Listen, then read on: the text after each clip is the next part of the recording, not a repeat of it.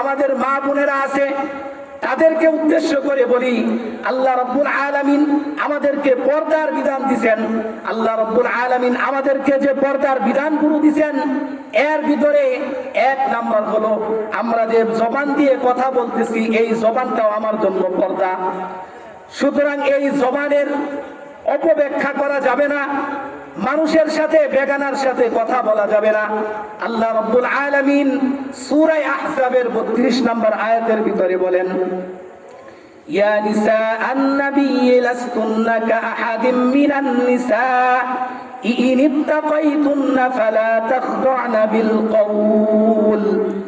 আল্লাহ রাব্বুল আলামিন বলেন, ইয়া নিসা আন-নাবিয়্যি, হে নবীদের স্ত্রীরা অথবা আখিরি নবীর স্ত্রীরা অথবা দুনিয়ার ভিতরে যে নারীগুলো আছে তাদেরকে উদ্দেশ্য করে বলছেন, ইনিত্তাকাইতুন্না ফালা তাখদা'না বিল কওল, যদি তুমি আল্লাহ রাব্বুল আলামিনকে ভয় করো তোমার জীবনের সব কৃতিকর্মের হিসাব আল্লাহ রাব্বুল আলামিনের কাঠগড়ায় দাঁড়িয়ে দিতে হবে।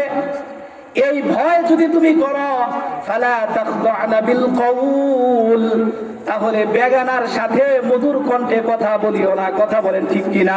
ঠিক। বেগানার সাথে মধুর কণ্ঠে কথা বলিও না, আল্লাহ রাব্বুল আলামিন বলতেছেন। অথচ আমাদের অভ্যাস হলো, আমাদের মা বোনদের অভ্যাস হলো আল্লাহ রাব্বুল আলামিন তাদেরকে এরকম ভাবে ঘরের ভিতরে থাকতে বলছেন, তাদের অভ্যাস হলো তারা বাহিরের দিকে আসবে, তারা মানুষের সাথে বেগানার সাথে এরকম ভাবে ফোনে কথা বলবে। আল্লাহ রাব্বুল আলামিন বলে দিতেছেন, তোমরা মধুর কণ্ঠে বেগানার সাথে কথা বলো না। যদি তোমরা কথা বলো তাহলে কি হবে?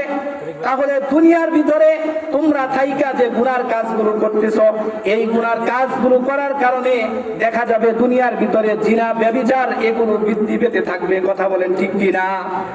বৃদ্ধি পাবে কিনা? বৃদ্ধি পাবে। সুতরাং কথা এরকম ভাবে বলা যাবে না। এইখানে আল্লাহ রাসূল সাল্লাল্লাহু আলাইহি সাল্লাম বুঝাতে চাইছেন যে বেগানারা যখন তাদের বাড়ির ভিতরে যখন পরপুরুষ যায় তারা কিভাবে কথা বলবে। আল্লাহ রাসূল বলছেন কওলাম মা'রুফা, তাদের সাথে ন্যায়সঙ্গত কথা বলবে, যতটুকু বলা দরকার ততটুকু বলবে, কিন্তু মধুর কণ্ঠে কথা বলবে না। মধুর কণ্ঠে তাদের সাথে কথা বলা যাবে না। আল্লাহ রাব্বুল আলামিন সূরা নূরের 30 নম্বর আয়াতের ভিতরে বলেন, কুল্লিল মুমিনিনা ইয়াগুদ্দু মিন আবসারিহিম ওয়া ইয়াহফাযু ফুরুজাহুম। আল্লাহ রাব্বুল আলামিন মুমিনদেরকে উদ্দেশ্য করে বলতেছেন যে তোমরা তোমাদের লজ্জাস্থানের হেফাজত করো এবং তোমাদের দৃষ্টিকে নিচু রাখো। আল্লাহ রাব্বুল আলামিন এখানে মুমিনদেরকে উদ্দেশ্য করে বলছেন। এখন মুমিনের ভিতরে বলেন তো দেখি, মহিলা এবং পুরুষ দুটোই আছে না? তারপর আল্লাহ রাব্বুল আলামিন পরবর্তী আয়াতের ভিতরে বললেন, ওয়া কুল্লিল মুমিনাতি ইয়াগুদ্দুনা মিন আবসারিহিন্না ওয়া ইয়াহফাযনা ফুরুজাহুন্না, এবং তাদেরকে বলতেছেন মুমিন মহিলা যারা আছে তাদেরকে উদ্দেশ্য করে বলতেছেন তোমরা তোমাদের দৃষ্টিকে এরকম ভাবে নত রাখো এবং তোমাদের লজ্জাস্থানের হেফাজত করো। কেন বলতেছেন?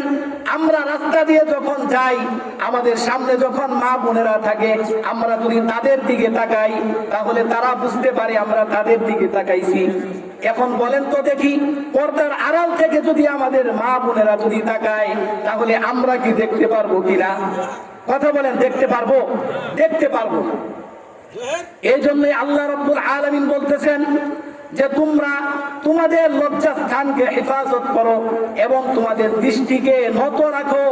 আল্লাহ রাসূল সাল্লাল্লাহু আলাইহি ওয়াসাল্লাম বুখারী শরীফের 6464 নম্বর হাদিসের ভিতরে বলেন, মান ইয়াজমান লি বাইনা লাহিয়াইহি ওয়া মা বাইনা রিজলাইহি আজমান লাহুল জান্নাহ। যে ব্যক্তি তার লজ্জাস্থানের হেফাজত করবে এবং তার জবানকে হেফাজত করবে, আমি আল্লাহ রাসূল সাল্লাল্লাহু আলাইহি ওয়াসাল্লাম তার জান্নাতে যাওয়ার জিম্মাদারি দিব। বলেন সুবহানাল্লাহ। যদি আমরা আমাদের লজ্জাস্থানের হেফাজত করতে পারি এবং আমরা আমাদের দুই চোয়ালের মধ্যবর্তী স্থান যেটাকে জবান বলা হয়, এই জবানের হেফাজত যদি করতে পারি, তাহলে আল্লাহ রাসূল সাল্লাল্লাহু আলাইহি ওয়াসাল্লাম বলেন, যে ব্যক্তি তার লজ্জাস্থানের হেফাজত করবে এবং জবানের হেফাজত করবে, তার জান্নাতে যাওয়ার গ্যারান্টি আমি আল্লাহ রাসূল দিলাম। বলে সুবহানাল্লাহ। এখন এই লজ্জাস্থানের আর জবানের হেফাজত করতে হবে কিনা বলেন তো দেখি। লজ্জাস্থানের হেফাজত করতে হবে এবং জবানের হেফাজত করতে হবে। আল্লাহ রাব্বুল আলামিন আমাদের সকলকে আমাদের জবানের এবং লজ্জাস্থানের হেফাজত করার তৌফিক দান করুন, সকলে পড়ি আমিন। আল্লাহ রাসূল সাল্লাল্লাহু আলাইহি ওয়াসাল্লাম হাদিসে পাকের ভিতরে বলেন যে মহিলারা তাদের এরকম ভাবে পর্দা সারা দুনিয়ার ভিতরে চলাফেরা করবে, তাদের অবস্থা কি হবে? আল্লাহ রাসূল সাল্লাল্লাহু আলাইহি ওয়াসাল্লাম হাদিসে পাকের ভিতরে বলেন, মুসলিম শরীফের 2128 নম্বর হাদিস, নিসাউন কাসিয়াতুন আরিয়াতুন মুমিলাতুন মাইলাতুন রুউসুহুন্না কাআসনিমাতিল বুখতিল মাইলা লা ইয়াদখুলনাল জান্নাতা ওয়া লা ইয়াজিদুনা রিহাহা ওয়া ইন্না রিহাহা লা ইউজাদু মিন মাসিরাতি কাযা ওয়া কাযা। আল্লাহ রাসূল সাল্লাল্লাহু আলাইহি ওয়াসাল্লাম হাদিসে পাকের ভিতরে বলেন, দুনিয়ার ভিতরে এমন কিছু মহিলা আছে যারা কাপড় পরে উলঙ্গ, যারা কাপড় পরিধান করে কিন্তু তারপরেও তারা উলঙ্গ। কিভাবে? আল্লাহ রাসূল বলেন, তারা দুনিয়ার ভিতরে কাপড় পরে তারপরে এরকম ভাবে রাস্তায় বের হয়, অথবা তাদের মাথার ভিতরে ওড়না থাকে না, তাদের মাথার ভিতরে ওড়না থাকে না।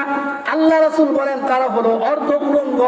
সুতরাং এই অর্ধ উলঙ্গ থাকা অবস্থায় নিসাউন কাসিয়াতুন আরিয়াতুন মুমিলাতুন, তারা অর্ধ উলঙ্গ পোশাক পরে নিজেরা বেগানাদেরকে আকৃষ্ট করে, মাইলাতুন, এবং নিজেরাও ওই বেগানার দিকে আকৃষ্ট হয়। কথা বলেন ঠিক কিনা?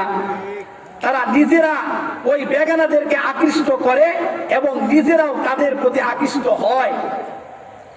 এই মহিলাদেরকে উদ্দেশ্য করে আল্লাহ রাসূল বলতেছেন, রুউসুহুন্না কাসনিমাতিল বুখতিল মাইলা, তাদের মাথার চুল যে আছে এই চুলটা উটের হেলে পড়া কুচের মতো তারা চুলটাকে উঁচু কইরা বাঁধে। আল্লাহ রাসূল বলেন, লা ইয়াদখুলনাল জান্নাতা, তারা জান্নাতে প্রবেশ করবে না, ওয়া লা ইয়াজিদুনা রিহাহা, এবং তারা জান্নাতের গানও পাবে না। বলেন নাউযুবিল্লাহ। তারা জান্নাতের গানও পাবে না।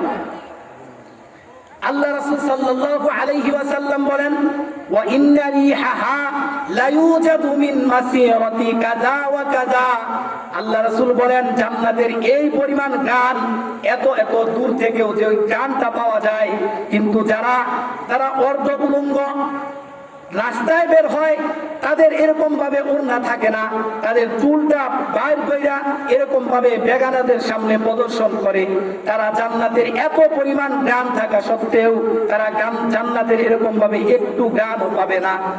সুতরাং আমাদের মা বোনদেরকে উদ্দেশ্য করে বলি, আমরা দুনিয়ার ভিতরে থাকবো, আমরা বেগানাদের সাথে কথা বলবো না, আমরা আমাদের এরকম ভাবে পোশাককে নিয়ন্ত্রণ করব, যেভাবে আল্লাহ রাসূল সাল্লাল্লাহু আলাইহি ওয়াসাল্লাম আমাদেরকে চলতে বলছেন সেইভাবে চলবো। আল্লাহ রাসূল সাল্লাল্লাহু আলাইহি ওয়াসাল্লাম হযরতে ফাতেমা রাদিয়াল্লাহু তাআলা আনহা তার স্বামী আলীকে নিয়ে আল্লাহ রাসূল সাল্লাল্লাহু আলাইহি ওয়াসাল্লামের কাছে আসলেন। আসার পর যখন দরজার সামনে আসলেন, আলী রাদিয়াল্লাহু তাআলা আনহুকে বললেন, হে আমার স্বামী, ইনতাজির সাআতান, আপনি অল্প সময় অপেক্ষা করুন, উদখুল আউওয়ালান আদখুলু আউওয়ালান, আমি প্রথমে প্রবেশ করব। ফাতেমা রাদিয়াল্লাহু তাআলা আনহা এরকম ভাবে আল্লাহ রাসূল সাল্লাল্লাহু আলাইহি সাল্লামের ঘরের ভিতরে প্রবেশ করলেন। প্রবেশ করার পর দেখলেন আল্লাহ রাসূল সাল্লাল্লাহু আলাইহি ওয়াসাল্লাম অঝরে কান্না করতেছে। ফাতেমা রাদিয়াল্লাহু তাআলা আনহা জিজ্ঞাসা করলেন, ও আমার আব্বাজান, আপনি কেন কান্না করতেছেন? আপনি কি আপনার যে স্ত্রী আছে, আমার যে মা আছে খাদিজাতুল কুবরা, তার কথা মনে হইছে? আমাদের প্রিয় নবী সাল্লাল্লাহু আলাইহি ওয়াসাল্লাম বললেন, না না, আমার তো আমার স্ত্রীর কথা মনে হয় নাই। ফাতেমা রাদিয়াল্লাহু তাআলা আনহা বললেন, তাহলে আপনার কার কথা মনে হয়েছে?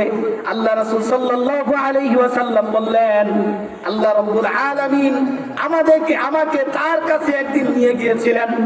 আল্লাহ রাসূল সাল্লাল্লাহু আলাইহি ওয়াসাল্লাম বললেন, আল্লাহ রাব্বুল আলামিন আমাকে তার কাছে নিয়ে গিয়ে দুইটা প্রজেক্ট আমাকে দেখাইছেন। তার ভিতরে একটা প্রজেক্টের নাম হচ্ছে জান্নাত, আরেকটা প্রজেক্টের নাম হচ্ছে জাহান্নাম। এই দুইটা প্রজেক্ট আমাকে দেখাইছেন। আমি যখন জাহান্নামের ভিতরে উকি দিয়া দেখলাম, আমি তখন দেখলাম জাহান্নামের ভিতরে অধিকাংশ মানুষ হচ্ছে মহিলা মানুষ। অধিকাংশ মানুষ কি? মহিলা মানুষ। মহিলা মানুষদেরকে দেখলেন, আল্লাহ রাসূল সাল্লাল্লাহু আলাইহি ওয়াসাল্লাম বললেন যে তাদেরকে এমন পদ্ধতিতে আযাব দেওয়া হচ্ছে, যেই পদ্ধতির কথা মনে করে আজকে আমার দু চোখ দিয়ে অঝরে পানি ঝরতেছে। ফাতেমা রাদিয়াল্লাহু তাআলা আনহা জিজ্ঞাসা করলেন, ও আমার আব্বাজান, ওইখানে কি পদ্ধতিতে আযাব দেওয়া হচ্ছে? আল্লাহ রাসূল সাল্লাল্লাহু আলাইহি ওয়াসাল্লাম বলছেন, ও ফাতেমা শোনো, আমি যখন জাহান্নামের ভিতরে উকি দিয়া দেখলাম, তখন দেখলাম এক শ্রেণীর মহিলাদেরকে তাদের যে চুল আছে এই চুলের ভিতরে এরকম ভাবে পুরা চুলের ভিতরে টানা দিয়া তার বডিটাকে পুরা চুলের উপর রাইখা নিচে এরকম ভাবে জাহান্নামের আগুনগুলো দাও দাও করে জ্বলতেছে এবং তার মগজ পর্যন্ত গইলা টকবক করে পড়তেছে। এই প্রদর্শন যখন আমি দেখলাম, দেখার পর আমি আমার নিজেকে আর স্থির রাখতে পারলাম না। ও ফাতেমা, ওই কথা মনে করে আমার চোখ দিয়ে অঝরে পানি পড়তেছে। ফাতেমা রাদিয়াল্লাহু তাআলা আনহা বললেন, ও আমার আব্বাজান, এই পদ্ধতিতে তাকে কেন আযাব দেওয়া হচ্ছে? আমার তো ভয় করতেছে যে পদ্ধতির যে কারণে তাকে আযাব দেওয়া হচ্ছে, হয়তো ওই কারণটা আমার ভিতরেও আছে। আল্লাহ রাসূল সাল্লাল্লাহু আলাইহি ওয়াসাল্লাম বললেন, ও ফাতেমা, তাদেরকে যেই কারণে আযাব দেওয়া হচ্ছে তার কারণ হলো ওই সমস্ত মহিলারা তাদের চুলকে এরকম ভাবে উঁচু করে বেঁধে রাস্তার ভিতরে বের হয়ে যেত এবং বেগানা পুরুষ যারা আছে তাদের সামনে প্রদর্শন করত। এই জন্য তাদেরকে এই আযাব দেওয়া হচ্ছে। আল্লাহ রাসূল বলেন, আরেক প্রকার মহিলাদেরকে আমি দেখলাম যাদের জিহ্বার ভিতরে এরকম ভাবে বসি লাগাইয়া, জিহ্বাটাকে বসি লাগাইয়া টানাইয়া তার পুরা বডিটাকে জাহান্নামের আগুনের ভিতরে রাইখা আযাব দেওয়া হচ্ছে। নিচে আগুন থাকার কারণে তার পুরা বডিটা গইলা টকবক করে এরকম ভাবে পানি পড়তেছে। ফাতেমা রাদিয়াল্লাহু তাআলা আনহা জিজ্ঞাসা করলেন, ও আমার আব্বাজান, তাকে এরকম ভাবে কেন আযাব দেওয়া হচ্ছে? আল্লাহ রাসূল সাল্লাল্লাহু আলাইহি ওয়াসাল্লাম হাদিসে পাকের ভিতরে বলেন, মহিলাদেরকে জাহান্নামের ভিতরে দুই কারণে আযাব দেওয়া হবে। তার ভিতরে এক নাম্বার হলো তুকসিরনাল লানা, তারা বেশি বেশি করে অভিশাপ দেয়। দেখবেন অভিশাপের যে অভ্যাসটা, এটা আমাদের পুরুষদের থেকে নারীদের ভিতরে বেশি।